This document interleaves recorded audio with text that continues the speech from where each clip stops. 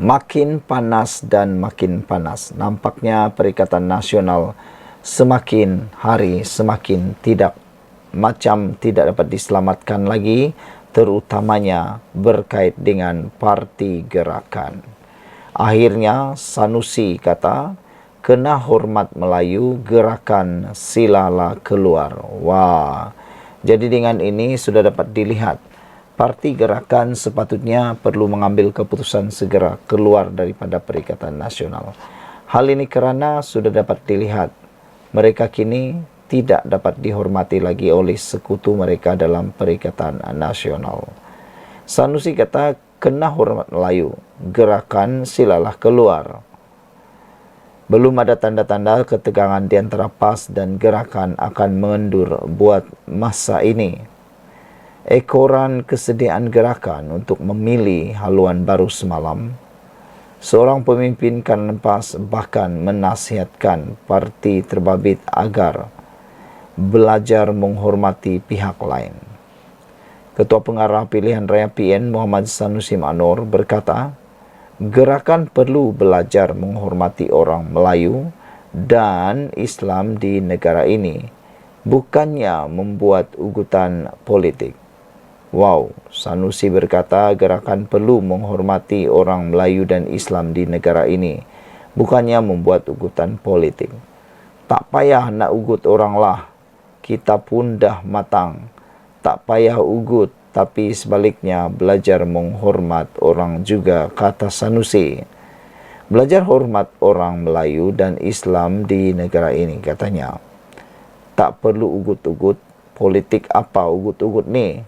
Politik ugut-ugut ni dah lama dah tu, katanya kepada Malaysia kini. Pertembungan pendapat di antara PAS dan gerakan berasal daripada pendirian berbeza kedua-dua parti terhadap peranan Syarikat Arak memudah cara kutipan dana sekolah Cina. Ketika beberapa pihak tidak senang dengan pembabitan syarikat itu, syarikat yang berlaku seperti yang berlaku di Sepang baru-baru ini, gerakan sebaliknya menganggap tidak wajar ia disekat. Tak reti hormat kita. Bahkan lidah rasmi PAS Harakah Delhi menganggap pendirian gerakan itu adalah senada dengan DAP. Ia mengundang reaksi keras PAS. Sebelum ini teguran PAS kepada gerakan sudah dinyatakan oleh Ketua Penerangannya Ahmad Faldis Sari serta Timbalan Presiden Tuan Ibrahim Tuan Man. Menanggapi teguran itu, gerakan berkata mereka tidak akan teragak-agak untuk meninggalkan PN jika ia dapat membolehkan mereka mempertahankan sistem pendidikan Cina. Menurut timbalan Presiden parti itu, iaitu Oh Tong Kiong, gerakan juga tidak mahu kekal dalam Perikatan Nasional jika mereka terpaksa tunduk terhadap sebarang tuntutan konservatif, tidak munasabah dan melampau daripada parti tertentu, katanya. Sanusi yang juga Menteri Besar Kedah berkata dia secara pribadi tidak ada sebarang masalah jika benar gerakan mahu keluar dari Perikatan Nasional. Wow, sila keluar itu komen Sanusi. Ialah semua orang nak hormat dia, gerakan saja, sedangkan dia tak reti nak hormat kita, kata Sanusi. Takkan semua benda kita nak hormat dia tak perlu hormat kita kah, katanya. Sanusi juga menambah teguran agar menghormati orang Melayu dan Islam itu bukan saja ditujukan kepada gerakan, bahkan semua parti yang berasaskan kaum di negara ini.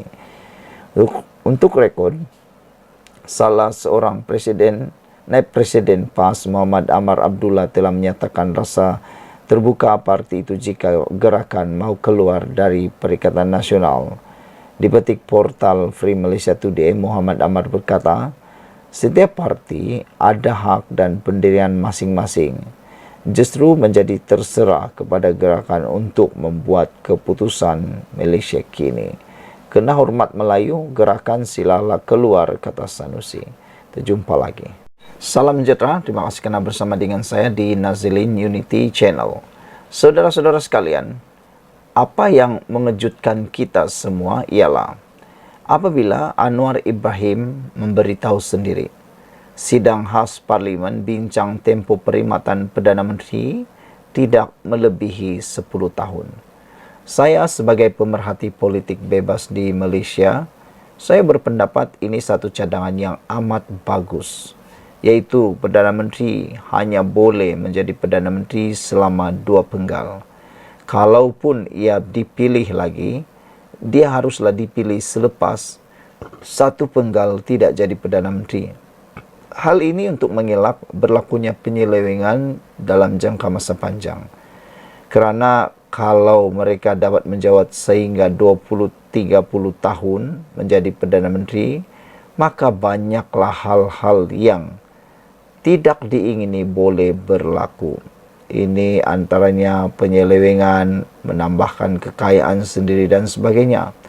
Lagi pula, dengan adanya perubahan Perdana Menteri itu dalam masa yang pendek, maka kalau ada perkara yang tersembunyi, kalau ada perkara yang sulit, boleh diketahui dengan lebih cepat dan lebih dapat diselesaikan dengan lebih segera. Jangan sampai sudah berulat, tumbuh berbuah, baru kita ketahui. Satu sidang khas Parlimen perlu diadakan di bawah perkara 11 dalam kurungan 3 Peraturan Dewan Rakyat dan Dewan Negara untuk membahaskan pengehadan tempoh perkhidmatan Perdana Menteri tidak melebihi 10 tahun sekiranya cadangan itu mau dilaksanakan, kata Anwar Ibrahim. Menteri Jabatan Perdana Menteri Undang-Undang dan Reformasi Institusi Datuk Seri Azalina Othman Said berkata, peruntukan undang-undang berkenan perlu dibahaskan memandangkan pindaan itu merupakan perkara yang memerlukan perbahasan mendalam dalam keputusan Jemaah Menteri dalam senario semasa jika cadangan pengehadan tempoh perkhidmatan Perdana Menteri maksimum 10 tahun dilaksanakan, maka adalah dicadangkan kajian terperinci termasuk kajian impak. Selanjutnya, perlu mengambil kira pandangan dan hasil sesi libat urus dengan pihak berkepentingan dan orang awam, katanya. Ini memandangkan ia mempunyai implikasi pindaan perlembagaan persekutuan dan memerlukan keputusan dasar yang tuntas, katanya dalam jawapan lisan di Dewan Negara yang disiarkan di laman sesawang Parlimen pada Isnin. Beliau menjawab soalan Abdul Nasir Idris yang ingin tahu sama ada kerajaan bercadang menghadkan tempoh perkhidmatan Perdana Menteri kepada maksimum 10 tahun. Azalina berkata, Jabatan Peguam Negara dan bahagian hal ehwal undang-undang Jabatan Perdana Menteri sedang memperhalusi dan melakukan pelbagai sesi libat urus bersama pihak berkepentingan berhubung cadangan itu. Hal ini, katanya, termasuk pengehadan tempoh perkhidmatan Menteri Besar dan Ketua Menteri bagi mengelakkan pemusatan kuasa berlebihan dan menjamin ketelusan pentadbiran negara. Wow, ini amat mengejutkan kita apabila pengehadan kuasa Perdana Menteri turut dipanjangkan sehingga kepada Menteri Besar dan Ketua Menteri bagi mengelakkan pemusatan kuasa berlebihan dan menjamin ketelusan pentadbiran negara. Setakat ini sebanyak 9 sesi libat urus telah dilaksanakan dan seterusnya 1 kajian dan kertas dasar telah disediakan oleh BHEUU berkaitan perkara ini juga yang merangkumi perbandingan negara-negara lain, katanya. Dapatan analisis sebelum ini, perkara mengenai persoalan dasar adalah begitu rumit mengenai tempoh 10 tahun yang saling berkait dengan perkiraan tempoh spesifik pemegangan jawatan Perdana Menteri. Kemungkinan kaedah penetapan 2 penggal didapati lebih bersesuaian mengambil kira lanskap politik di Malaysia, katanya. Sekian untuk kali ini. Jangan lupa tinggalkan komen anda, tekan butang subscribe. Bye. Salam sejahtera. Ini satu lagi pendedahan yang pastinya akan membuatkan Perikatan Nasional terluka besar. Lukanya makin besar, makin dalam. Apabila dalam laporan di Harapan Daily, melompat gembira waktu ringgit lemah, bila makin kuku, kata data dimanipulasi. Penyokong tegar pembangkang yang juga digelar golongan walaun dilihat seronok ketika ringgit lemah. Sebaliknya mendakwa, data dimanipulasi pula apabila mata wang negara semakin mengukuh. Tak habis-habislah mereka ni kan. Mana satu yang mereka suka pun kita tak tahu. Yang mereka suka, kalau ada isu kerajaan ini mula jadi lemah, patutnya mereka jadi sedih dan patut membantu memberikan idea, bukannya asik-asik nak tumbangkan kerajaan.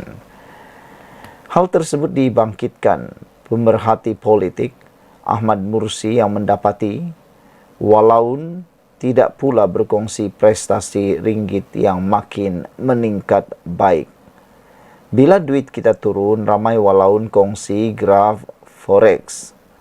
Dah 6 bulan ringgit makin naik berbanding semua negara jiran. Tak syek pula katanya. Beliau berkata dalam tempoh 6 bulan ringgit mengukuh berbanding hampir semua mata wang ASEAN.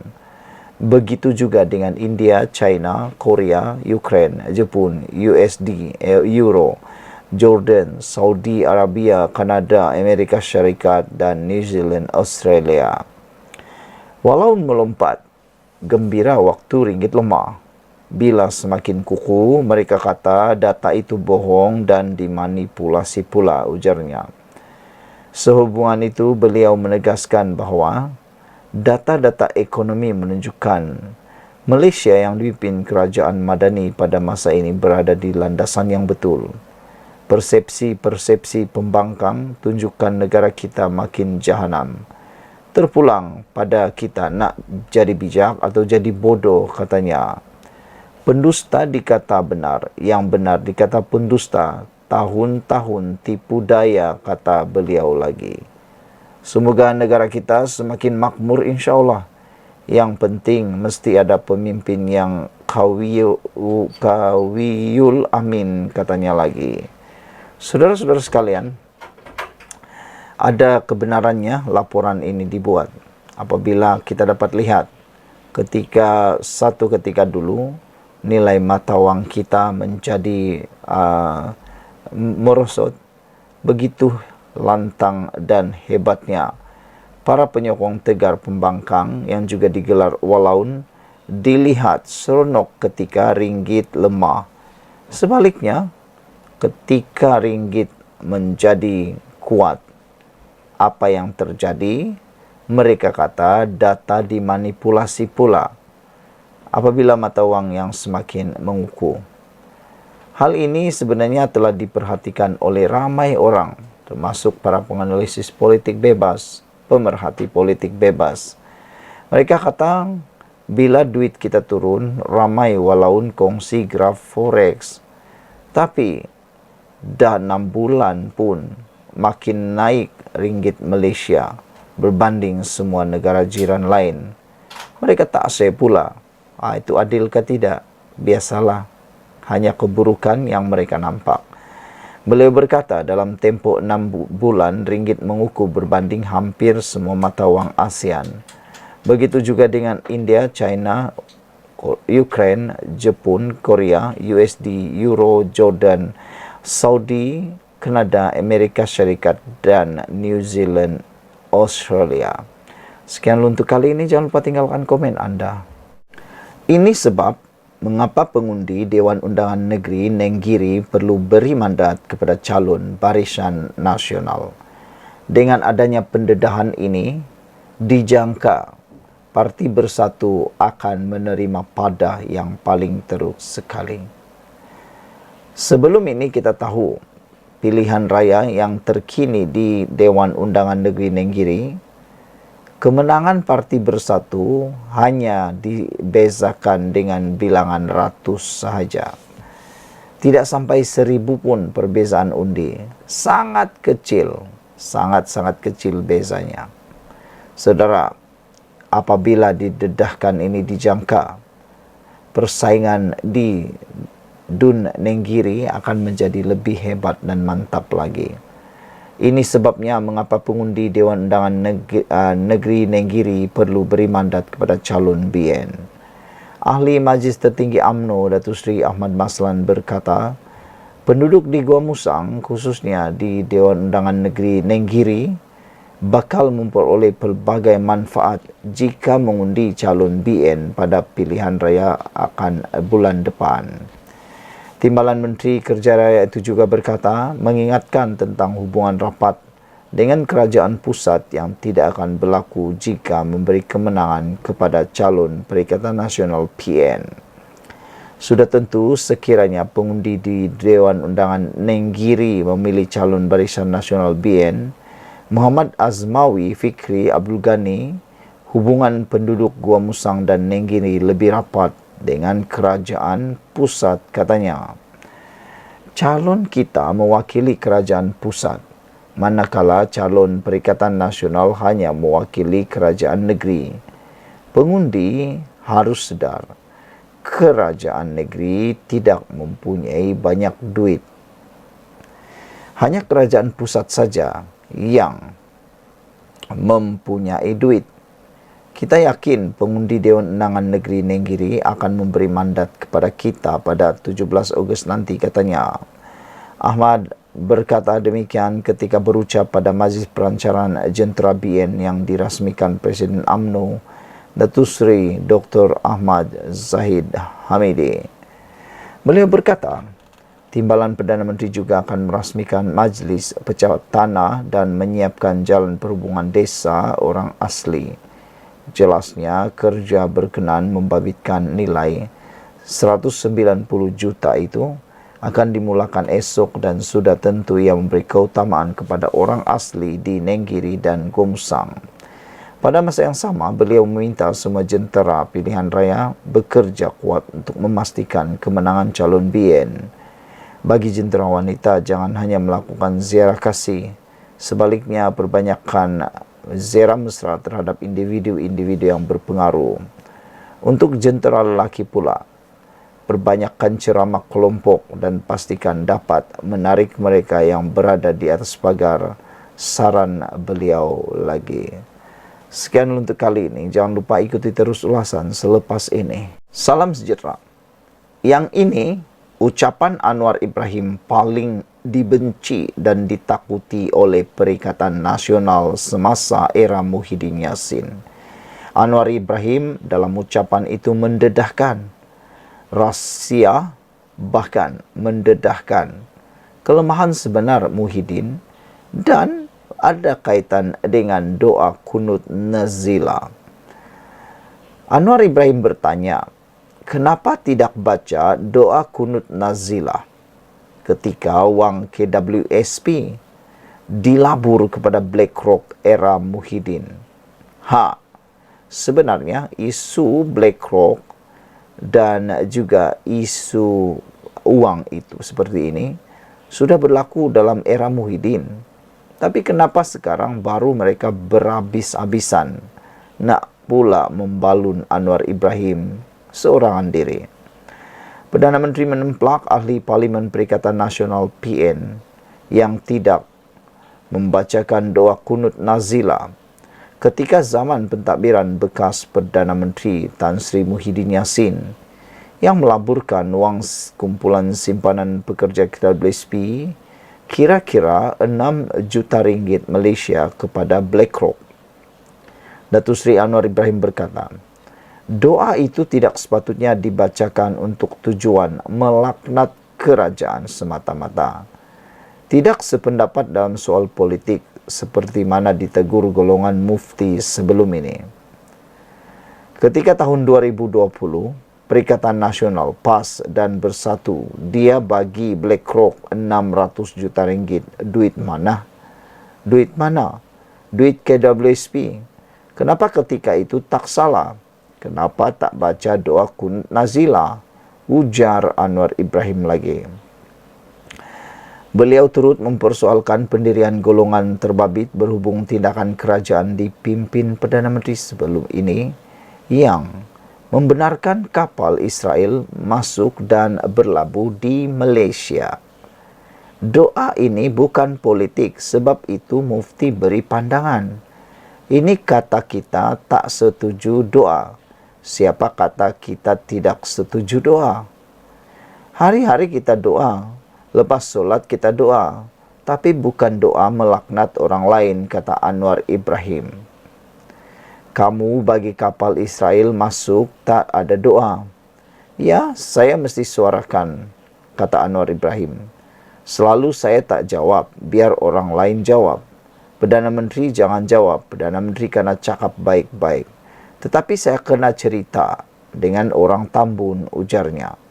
Perdana Menteri X berkata demikian ketika berucap pada kenduri Madani di Pusat Kegiatan Komuniti Taman Perpaduan Koperasi 2 Tambun hari ini. Dalam masa sama, beliau mengingatkan bagaimana kerajaan Madani diterajuinya bertindak tidak membenarkan syarikat perkapalan berpengkalan di Israel berlabuh atau memuat kargo di mana-mana pelabuhan di Malaysia.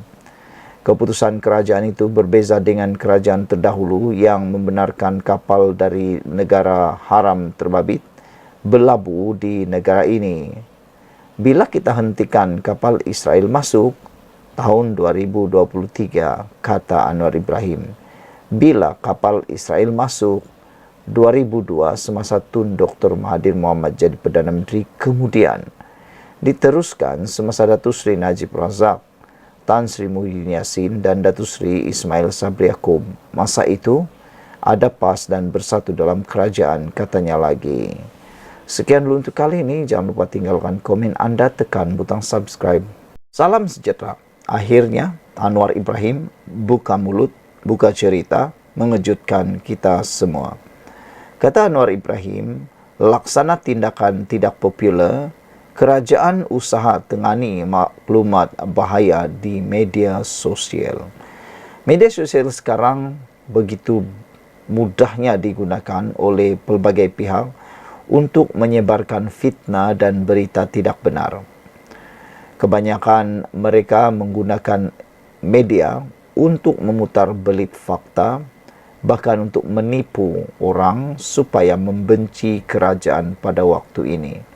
Yang paling ketara sekali ialah ada beberapa ajakan daripada media sosial untuk mahu membenci kerajaan. Baru-baru ini ada pula himpunan anti Anwar Selamatkan Malaysia, yang kita hairan himpunan itu tidak dapat mendapat sambutan langsung daripada rakyat Malaysia. Yang hadir kurang 50 orang. Dan yang lebih mengejutkan lagi ialah apakah sebenarnya mereka tuntut untuk mahu selamatkan daripada Malaysia ini. Itu sebabnya Anwar Ibrahim kata kerajaan usaha tangani maklumat bahaya di media sosial. Datuk Seri Anwar Ibrahim menegaskan penyebaran maklumat bahaya yang kian berleluasa di media sosial memaksa pihak berkuasa mengambil tindakan, termasuk yang tidak popular bagi menanganinya. Kerajaan punya masalah sekarang apabila kita cuba perkenalkan beberapa sekatan yang tidak semestinya popular, kerana mereka yang yakin terhadap kebebasan tanpa kawalan berhak untuk ekspresikan pandangan tanpa mengambil kira impaknya kepada masyarakat, katanya lagi. Perdana Menteri berkata usaha menangani lambakan berita palsu, penipuan dan buli cyber menerusi media sosial memerlukan lebih banyak peraturan. Mereka mengabaikan hakikat bahawa ada wanita mengambil keputusan terpaksa atau terdesak untuk melakukan perbuatan bunuh diri disebabkan sesuatu pencabulan, ujarnya pada Majlis Perasmian Persidangan Pemikiran dan Tamadun Islam Sedunia 2024 di Universiti Sultan Azlan Shah, Kuala Lumpur, Kuala Kangsar hari ini. Sebelum ini, negara digemparkan dengan kes kematian pempengaruh media sosial dan aktivis Rajesh Wari Apathu, 29 tahun atau Esha, pada 5 Julai lalu. Esa ditemui mati di kediamannya di sebuah kondominium di Setapak sehari selepas membuat laporan ugutan jenayah dan fitnah terhadap dirinya di Ibu Pejabat Polis Daerah Dang Wangi. Kematiannya dipercayai ada kaitan dengan tekanan dihadapi berikutan menjadi mangsa buli cyber. Semalam, Suruhanjaya Komunikasi dan Multimedia Malaysia memaklumkan perkhidmatan media sosial dan pesanan internet dengan sekurang-kurangnya 8 juta pengguna berdaftar di Malaysia perlu memohon lesen khas pemberian perkhidmatan aplikasi di bawah Akta Komunikasi dan Multimedia 1998. Langkah itu akan dikuat kuasa 1 Januari depan selepas satu kerangka kawal selia baharu ke atas perkhidmatan media sosial dan pesanan internet diperkenal 1 Ogos ini. Ia selaras keputusan Kabinet bahawa perkhidmatan media sosial dan perkhidmatan pesanan internet mesti mematuhi Undang-Undang Malaysia. Saudara-saudara sekalian, semalam Suruhanjaya Komunikasi dan Multimedia memaklumkan perkhidmatan media sosial dan pesanan internet dengan sekurang-kurangnya 8 juta pengguna berdaftar di Malaysia perlu memohon lesen kelas pemberian perkhidmatan aplikasi di bawah Akta Komunikasi dan Multimedia 1998. Saya bersetuju sangat dengan tindakan kerajaan yang diambil ini. Semua perlu dikawal dengan baik. Sekiranya tidak, nanti akan munculnya perkataan nasi sudah menjadi bubur. Jangan sampai nasi sudah menjadi bubur baru mau bertindak. Bukan semua perkara kita bebas. Kita harus berlandaskan undang-undang yang ada di negara kita. Sekian dulu, jangan lupa tinggalkan komen Anda, ikuti terus ulasan selepas ini. Salam sejahtera, terima kasih karena bersama dengan saya di Nazilin Unity Channel. Kali ini, isu paling mengejutkan seluruh rakyat Malaysia. Memang susah untuk menyelamatkan Najib lagi daripada kebangkrapan. Kalau dia bankrupt, bermaksud dia tidak dapat lagi menjadi calon atau apa-apa pertandingan dalam pilihan raya. Kerana hari ini Najib dan anak gagal tangguh prosiding kebangkrapan. Beliau tidak lagi dapat menangguhkan prosiding kebangkrapan mereka. Najib Razak dan anaknya Nazifuddin Najib gagal dalam usaha menangguhkan prosiding kebangkrapan terhadap mereka bagi mendapatkan semula RM1.69 bilion dan RM36.7 juta dalam bentuk cukai. Mahkamah Tinggi Kuala Lumpur petang ini menolak permohonan penangguhan oleh Najib dan Nazifuddin berhubung prosiding kebangkrapan yang difailkan Lembaga Hasil Dalam Negeri LHDN. Ketika ditemui media, peguam mereka Muhammad Farhan Muhammad Safi berkata, kedua-dua mereka memohon penangguhan kerana telah memfailkan rayuan penilaian semula cukai dengan LHDN. Najib dan Nazifuddin mengemukakan rayuan penilaian semula cukai dengan pesuruhjaya khas untuk cukai pendapatan. Tribunal Bukan Kehakiman di bawah Lembaga Hasil Dalam Negeri LHDN. Kami akan merayu kepada Hakim Mahkamah Rayuan, kata Farhan, berhubung keputusan pendaftar mahkamah hari ini. Pada 2020, Mahkamah Tinggi Kuala Lumpur membenarkan permohonan LHDN untuk mendapatkan penghakiman terus keputusan tanpa perbicaraan penuh bagi cukai yang dinilai terhadap Najib dan Nazifuddin. Setahun kemudian, LHDN memulakan prosiding kebangkrapan terhadap Najib dan anaknya di Mahkamah Tinggi Insolvensi. Saudara-saudara sekalian, agak mengejutkan kita apabila Najib dan anaknya sekali lagi dalam keadaan paling sukar dalam hidup mereka. Apabila kini terpaksa menghadapi prosiding kebangkrapan yang telah tidak dapat ditangguhkan lagi. Mereka gagal mendapatkan penangguhan prosiding kebankrapan itu daripada Mahkamah Tinggi Kuala Lumpur yang menolak permohonan penangguhan oleh Najib dan anaknya itu. Najib sebenarnya bersama anaknya telah pun meminta penangguhan prosiding kebankrapan bagi mereka bagi mendapatkan semula 1.69 bilion dan 36.7 bilion dalam bentuk cukai oleh LHDN. Bayangkan saudara, berapa banyaknya pendapatan Najib sehingga cukai yang ditafsir oleh LHDN yang mau didapatkan semula oleh LHDN ialah sebanyak 1.69 bilion. Ini satu jumlah yang sangat luar biasa. Saya rasa inilah rekod Malaysia perlu didapatkan semula daripada seorang individu. 1.69 bilion, jumlah yang sangat luar biasa banyaknya. Sekian dulu untuk kali ini. Jangan lupa tinggalkan komen Anda.